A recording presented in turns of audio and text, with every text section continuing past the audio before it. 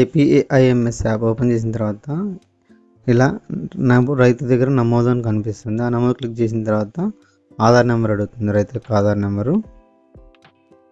ఆ రైతు యొక్క ఆధార్ నెంబర్ క్లిక్ చేసిన తర్వాత ఓటీపీ పొందుపరచండి అనే ఆప్షన్ ఉంది. దాన్ని క్లిక్ చేస్తే 6 డిజిట్ ఓటీపీ ఎంటర్ చేయమని అడుగుతుంది.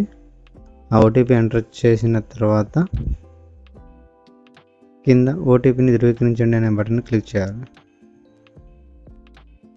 క్లిక్ చేస్తే ఆటోమేటిక్గా ఫార్మాట్ డీటెయిల్స్ వస్తాయి. ఇక్కడ అథెంటికేషన్ వేసి సబ్మిట్ కొట్టిన తర్వాత మెయిన్ ఇక్కడ మొబైల్ నెంబర్ ఏదైనా ఇవ్వచ్చు, లేకపోతే అవసరం లేదని టైప్ చేసేసి క్లిక్ చేసేసి ఎంపిన్ మాత్రం ఖచ్చితంగా జనరేట్ చేయాలి. ఇది యాజ్ ఫోన్పే నెంబర్, ఫోన్పే ఎట్లయితే ఎంపిన్ జనరేట్ చేసుకుంటామో అట్లాగే ఇందులో కూడా ఎంపిన్ జనరేట్ చేసుకోవాలి.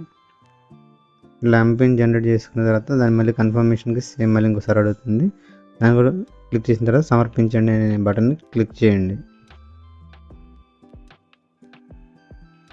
తర్వాత మళ్ళీ బ్యాక్ వచ్చేసింది. సమర్పించండి అని క్లిక్ చేసిన తర్వాత ఇప్పుడు రైతు అనే దగ్గర లాగిన్ ఉంది. లాగిన్ క్లిక్ చేసేసి ఇప్పుడు డైరెక్ట్ మన ఆధార్ నెంబరు ఇందాక ఏదైతే జనరేట్ చేసామో ఎంపిన్, ఆ ఎంపిన్ ఇక్కడ ఎంటర్ చేసేస్తే ఆటోమేటిక్గా లాగిన్ అయిపోతుంది.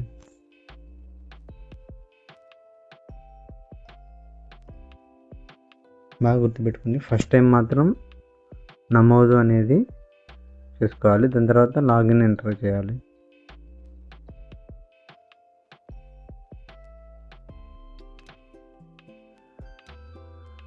ఇలా లాగిన్ క్లిక్ చేసిన తర్వాత ఆ ఫార్మాట్ డీటెయిల్స్ మొత్తం ఇందులో కనిపిస్తాయి.